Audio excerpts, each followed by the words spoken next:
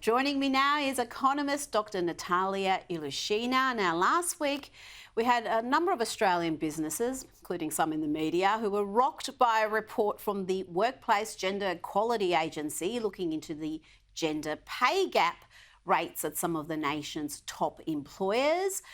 But you say we should take these results with a grain of salt. That's what I've been arguing. There's a massive flaws in the data.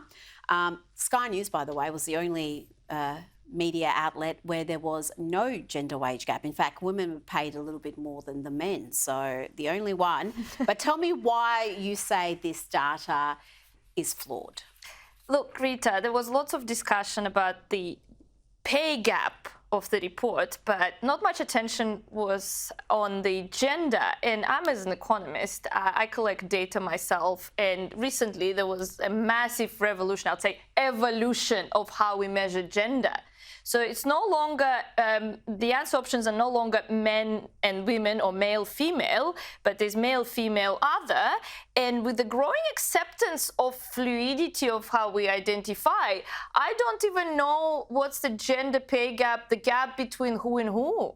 So this data, does it measure men and women as far as biological men and women, or is it measuring women who may identify as men or vice versa? Is it about self-identification, or is it actual biological reality? The problem with that particular report and how they collected the data, the Gender Workplace Equality Agency didn't collect the actual data on gender themselves.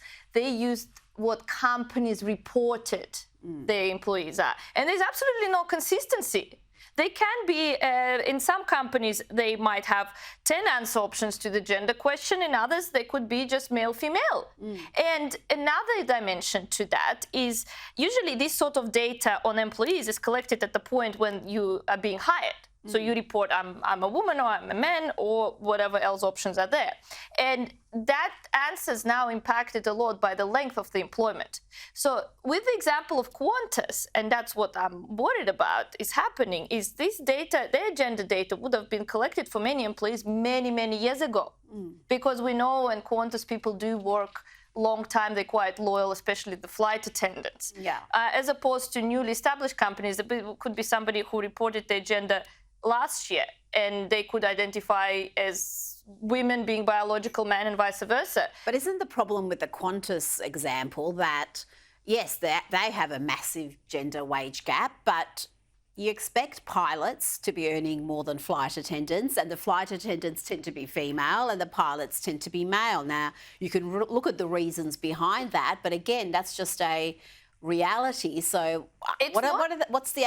No, you're shaking your head. It is a reality, but also, do you know what? In terms of Qantas, I almost feel like gender pay gap coefficient measured the freedom of choice rather than the actual gender pay gap. I just spoke to my friend who is a Qantas flight attendant, and she's a young girl. She dreamed about this flight attendant job, and I asked her, why don't you become a pilot?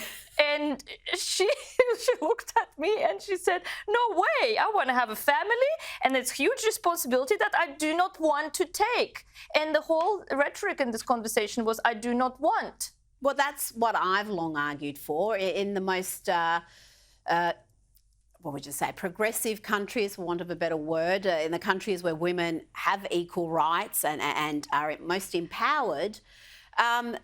They have the freedom to pick the industries that they want to work in. So if they prefer education, for example, to engineering, they should not be punished for that as far as being pressured to go into a field they're not interested in. But, of course, education is probably going to pay less than engineering. You know what the example in history when people were not supposed to choose their occupation or mode of employment or whether they're allowed to... You know where this doesn't exist? in a country like Iran. Like Iran actually has way more women as a percentage in the STEM fields, but really, do we want to emulate Iran? Is that what we're asking? Well, if we want to tell people what to do for work, and as there was pointed out on one of the interviews that we should encourage women to be pilots and engineers, that stinks of communism and Soviet Union when it was illegal to work and government planned economy was directing where you're supposed to work and which location. They could send you to Siberia to do your job. Don't give them ideas, Nataliya. Now, today we learned that health insurance premiums are going up further.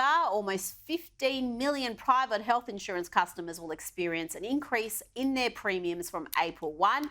That's according to the Health Minister, who got the announcement today. But some of those are going up more than others. NIB, for example, is jumping 4.1%, Medibank 3.3%, Bupa 3.61%.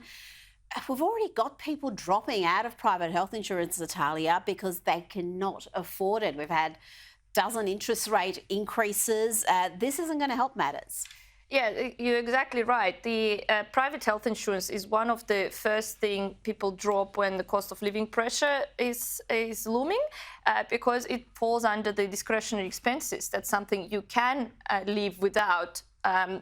We're not talking about long-term consequences and long-term adverse health outcomes. But also, interestingly, when this whole rhetoric about supermarket prices was, and I did check by industry where the largest increase in prices was, it's finance and insurance.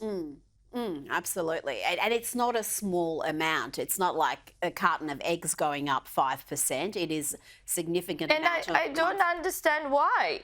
Well, I've got some reasons, but we don't have time to delve into there. Dr. Nataliya Ilyushina, thank you so much for coming in tonight. Do appreciate it.